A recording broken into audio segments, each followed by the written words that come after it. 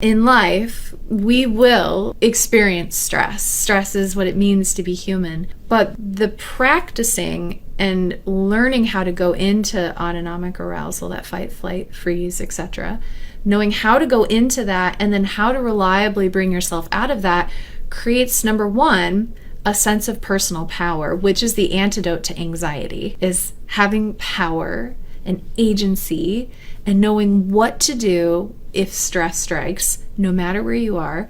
And that comes from practicing it again and again and again.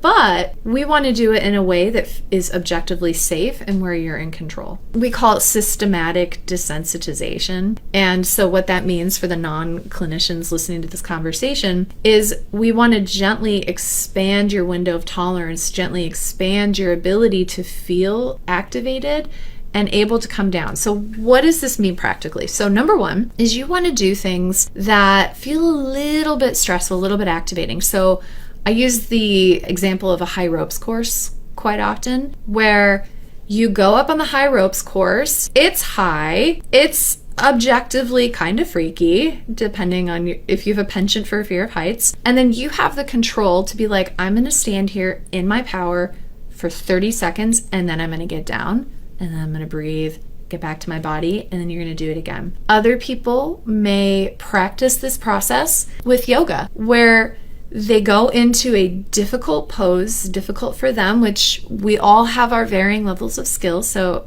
I'll give one example. It could be different for anybody, but maybe you're going into like a proud warrior pose and you're holding your arms out and your heart is beating faster. You feel it in your chest. Your body temperature is rising. You're sweating all over the place and your brain is like, I can't do this anymore. And then the teacher says, just one more breath. And then you come out of it, and you can come out of it before that breath or whenever you choose to, or you can do that breath, or maybe you hold it just a little longer after they say you can come out of it. It's about, I go into it, and in my own personal control, I come out of it. And so you practice that so that when stress strikes, that you've been practicing this, you know how to do it, because your prefrontal cortex, until you online it, it's not going to remind you, oh yeah, you got to breathe, you got to do this thing. It's got to be habit. It's got to be ingrained.